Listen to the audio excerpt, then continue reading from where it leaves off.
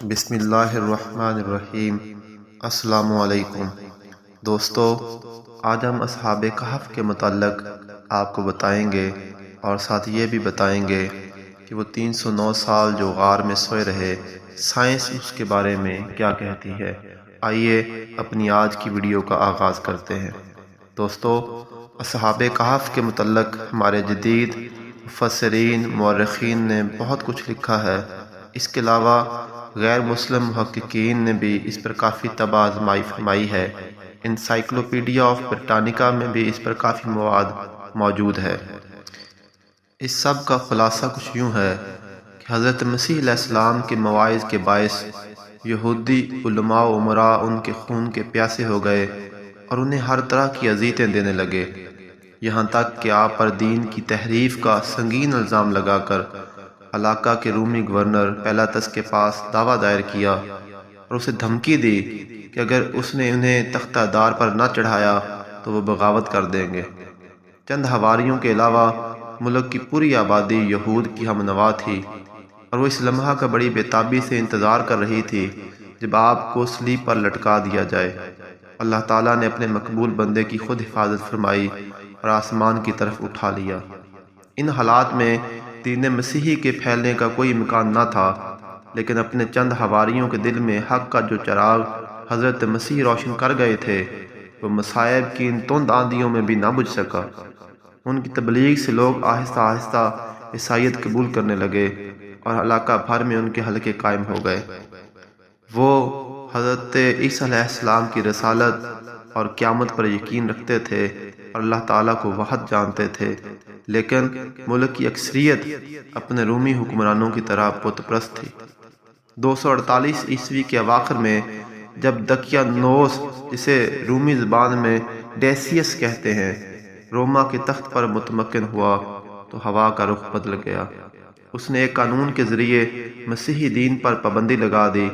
Encyclopedia of Britannica کے مقالہ نگار کے خیال کے مطابق یہ پہلا رومی فرما روا تھا جس نے مسیحیت کو بیخ و بند سے اکھاڑ پھینکنے کا منصوبہ بنایا اور اپنی ساری قلمرو میں عیسائیوں کے قتل و غارت کا بازار گرم کر دیا۔ دوستو، ایشیائے کوچک اس وقت رومن امپائر کے زیر نگیں تھا۔ وہاں کے مختلف شہروں میں عیسائی آبادیاں تھیں۔ دقیانوس کی نظر ان پر بھی پڑی۔ انہیں واضح طور پر بتا دیا گیا اگر زندگی کی ضرورت ہے تو عیسائیت چھوڑ دو اور جن بتوں اور دیوی دیوتاؤں کی ہم پوجا کرتے ہیں ان کی پوجا کرو۔ ڈیسیس جب ملکی دورہ پر روانہ ہوتا تو وہ اس مقصد کو تمام دوسرے امور مملکت پر ترجیح دیتا۔ اسی ڈیسیس یا دقیانوس کا گزر ایشیائے کوچک کی بستی افیسس پر ہوا۔ یہ وہ جگہ ہے جہاں آرٹیمس یا ڈائنا دیوی کا مندر تھا جس کی بڑی دھوم دھام سے پوجا ہوتی تھی، اور اسی مندر کی وجہ سے اس شہر یعنی افیسس کو ملک بھر میں خاصی اہمیت حاصل تھی۔ جب دقیانوس نے عیسائیوں کی پکڑ دھکڑ شروع کی تو چند نوجوان اپنی دولت ایمان بچانے کے لیے وہاں سے چل پڑے۔ قریب ہی ایک پہاڑ تھا جس میں ایک وسیع غار تھا۔ اس میں جا چھپے اور اللہ تعالیٰ کی بارگاہ میں التجائیں کرنے لگے کہ یا اللہ، ہم کو اس ظالم اور سنگ دل بادشاہ کی شر سے بچا اور ہمارے ایمان کی حفاظت فرما۔ ایسا نہ ہو کہ کسی آزمائش میں ہمارا قدم لڑکھڑا جائے اور حق کا دامن ہاتھ سے چھوٹ جائے۔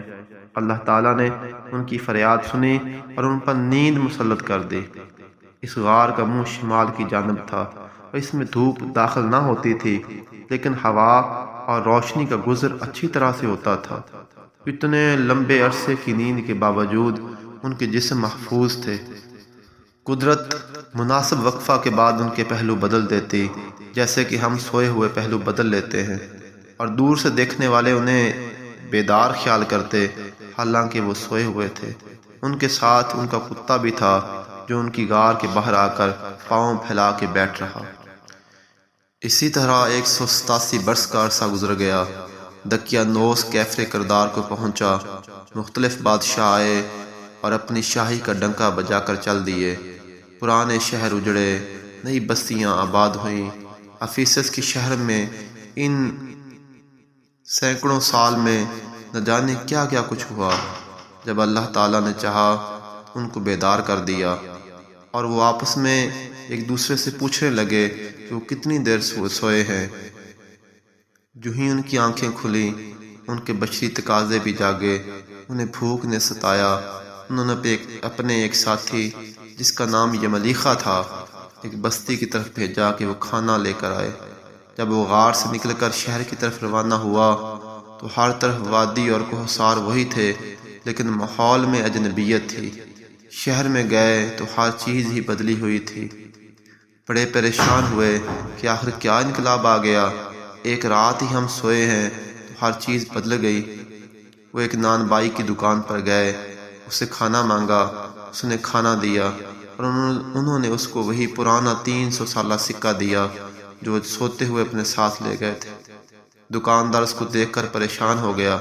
معاملے نے طور پکڑا۔ انہوں نے یملیخا پر الزام لگایا کہ اسے کوئی پرانا خزانہ مل گیا ہے۔ بات حاکم شہر تک جا پہنچی۔ حقیقت حال سے پردہ اٹھا تو پتہ چلا یہ وہی نوجوان ہیں جو دقیانوس کے ظلم سے بھاگ کر غار میں جا سوئے تھے۔ ان دنوں میں لوگ آخرت اور مرنے کے بعد اٹھنے کو غلط سمجھ رہے تھے۔ ان کا یقین اس پر سے اٹھ گیا تھا، تو اللہ تعالیٰ نے ان کو یقین دلانے کے لیے اور ان کے ایمان کی پختگی کے لیے ان کو نیند سے جگایا۔ اور جب ان کو معلوم ہوا کہ یہ 300 سال تک سوئے رہے ہیں اور اس کے بعد اللہ نے ان کو پھر سے کھڑا کیا ہے، نیند سے بیدار کیا ہے اور ان کے جسم تک سلامت ہیں، تو وہ مردوں کے مرنے کے بعد زندہ اٹھنے پر یقین لے آئے۔ جس وقت یہ واقعہ پیش آیا اس وقت روما کے تخت پر تھیوسس کی حکومت تھی۔ اب یہ غار کس جگہ واقع ہے اس کے بارے میں بہت ساری رائے پائی جاتی ہیں۔ صاحب البحر المحیط نے یہاں تک لکھا ہے کہ سارا واقعہ اندلس کے ملک میں ہوا۔ وہ کہتے ہیں کہ غرناطہ کے قریب ایک قصبہ ہے جسے لوشا کہتے ہیں، اس میں ایک غار ہے جہاں کئی مردوں کے ڈھانچے ہیں اور باہر ایک کتے کا ڈھانچہ بھی ہے۔ ابن عطیہ کہتے ہیں کہ وہ 504 ہجری سے انہیں اسی حالت میں دیکھ رہے ہیں۔ وہاں ایک مسجد بھی ہے اور ایک رومی طرز کی پرانی عمارت بھی ہے جسے الرقیم کہا جاتا ہے۔ ایسے معلوم ہوتا ہے جیسے یہ کسی قدیم قصر کے کھنڈرات ہیں، اور غرناطہ سے قبلہ کی جانب ایک پرانے شہر کے آثار بھی پائے جاتے ہیں جس کا نام مدینہ دکیوس بتایا جاتا ہے۔ دوستو، اصحاب کہف کا 3 صدیوں تک سونا خلاف معمول ہے، چونکہ قرآن علوم کا ماخذ ہے اور اس کے تمام علوم قطعی اور حتمی ہیں۔ سردیوں کے موسم میں جب غذا کی قلت ہو جاتی ہے اور موسم شدت اختیار کر جاتا ہے تو کچھ جاندار جیسا کہ سانپ، مینڈک، چمگادڑ لمبے عرصے تک یعنی کئی ماہ کے لیے سو جاتے ہیں۔ وہ زمین کی تہہ میں چلے جاتے ہیں یا کوئی اور محفوظ جگہ تلاش کرتے ہیں۔ اس دوران ان کے دل کی دھڑکن بہت کم ہو جاتی ہے اور غذائی ضرورت کئی گنا کم ہو جاتی ہے، اور وہ غذا اپنے جسم کے اندر موجود فیٹس اور کاربوہائیڈریٹ سے لیتے ہیں۔ پھر جب موسم بدلتا ہے تو ان کا دماغ سگنل وصول کر کے ان کو جگا دیتا ہے۔ اس لمبے عرصے کی نیند کو سائنس ہائبرنیشن کہتی ہے، اور قرآن اس کے لوازمات کو انتہائی خوبصورتی سے بیان کرتا ہے۔ دوستو، سائنس یہ کہتی ہے کہ ہائبرنیشن کے دوران جاندار اجسام کے بہت سے اجزاء کام کرنا چھوڑ دیتے ہیں۔ بیرونی درجہ حرارت میں تبدیلی کے باوجود دنیا کی بہت سی غاروں میں سارا سال درجہ حرارت ایک سا رہتا ہے۔ جب کوئی جاندار نیند سے واپس آتا ہے تو دماغ کو کوئی بیرونی سگنل بیدار کرتا ہے۔ اگر اصحاب کہف کے غار پر سورج کی روشنی پڑتی تو وہ اتنا لمبا عرصہ نہ سوتے بلکہ ایک دن میں ہی جاگ جاتے، مگر قرآن واضح کہتا ہے کہ وَتَرَى الشَّمْسَ إِذَا طَلَعَتْ تَتَزَاوَرُ عَنْ كَهْفِهِمْ ذَاتَ الْيَمِينِ وَإِذَا غَرَبَتْ تَقْرِضُهُمْ ذَاتَ الشِّمَالِ وَهُمْ فِي فَجْوَةٍ مِّنْهُ۔ جب سورج نکلتا ہے تو دیکھے گا کہ دھوپ ان کے غار سے دائیں طرف جھکی رہتی ہے، اور جب سورج غروب ہوتا ہے تو دھوپ بائیں طرف پھر جاتی ہے اور وہ اس غار کی کشادہ جگہ میں ہے، یعنی دھوپ بھی غار کے اندر داخل نہیں ہوتی، اور ان کے غار کا جو درجہ حرارت ہے وہ بھی مناسب رہتا ہے۔ سائنس یہ کہتی ہے کہ اگر نیند کے دوران کوئی شخص زیادہ لمبے وقت تک کروٹ نہ بدلے تو خون کے بہاؤ اور پریشر میں فرق کی وجہ سے جسم پر متعدد زخم ہو جائیں، مگر قرآن کہتا ہے کہ وَتَحْسَبُوهُمْ أَيْقَاظًا وَهُمْ رُقُودٌ وَنُقَلِّبُوهُمْ ذَاتَ الْيَمِينِ وَذَاتَ الشِّمَالِ، کہ اگر تو انہیں دیکھے تو گمان کرے گا کہ وہ بیدار ہیں حالانکہ وہ سوئے ہوئے ہیں، اور ہم خود ہی ان کی دائیں اور بائیں کروٹیں بدلتے ہیں۔ سائنس یہ کہتی ہے کہ اگر آنکھیں لمبے عرصے تک بند رہیں تو آپٹیکل نرو خراب ہو سکتی ہے اور وہ شخص اندھا ہو سکتا ہے، اور اگر کوئی شخص ان کو لمبے عرصے تک بند نہیں کرتا اور آنکھوں کو کھلا رکھتا ہے تو آنکھ کی اندرونی تہہ کارنیا خراب ہو سکتی ہے۔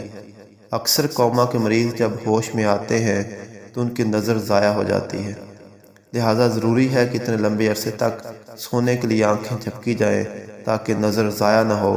اور قرآن کہتا ہے کہ اگر تو انہیں دیکھے تو گمان کرے کہ وہ بیدار ہیں حالانکہ وہ سوئے ہوئے ہیں۔ اگر تو انہیں دیکھے تو گمان کرے گا کہ وہ بیدار ہیں حالانکہ وہ سوئے ہوئے ہیں، یعنی وہ اپنی آنکھیں جھپکتے ہیں۔ اگر آپ بھی کسی شخص کو ایسی حالت میں دیکھیں جو نہ سنتا ہو نہ بولتا ہو مگر لیٹا ہوا ہو اور آنکھیں جھپک رہا ہو تو یقیناً آپ بھی ڈر جائیں اور بھاگ جائیں۔ سائنس یہ کہتی ہے کہ ہائبرنیشن میں جاندار اپنے جسم کی زیادہ تر انرجی استعمال کر لیتا ہے، جب وہ بیدار ہوتا ہے تو فوراً شکار شروع کرتا ہے۔ قرآن اصحاب کہف کے متعلق بیان کرتا ہے فَابْعَثُوا أَحَدَكُمْ بِوَارِقِكُمْ هَٰذِهِ إِلَى الْمَدِينَةِ فَلْيَنظُرْ أَيُّهَا أَزْكَىٰ طَعَامًا فَلْيَأْتِكُمْ بِرِزْقٍ مِّنْهُ، سو اب تم اپنے میں سے کسی کو یہ سکے دے کر شہر کی طرف بھیجو کہ وہ غور کرے کون سا کھانا زیادہ پاکیزہ اور اس میں تمہارے لیے کھانے کے لیے کچھ لے کر آئے۔ دوستو، اگر آپ مزید غور کریں، قرآن مجید یہ کہتا ہے کہ وہ 309 سال اوپر سوئے، یعنی 309 سال تک سوئے رہے۔ اگر ہم 300 شمسی سالوں کو قمری سالوں میں بدلیں تو وہ پورے 309 سال بنتے ہیں۔ یوں قرآن مجید انتہائی خوبصورتی کے ساتھ اصحاب کہف کے واقعہ کو بھی بیان کرتا ہے اور اس میں چھپے سائنسی حقائق کی بھی وضاحت کرتا ہے۔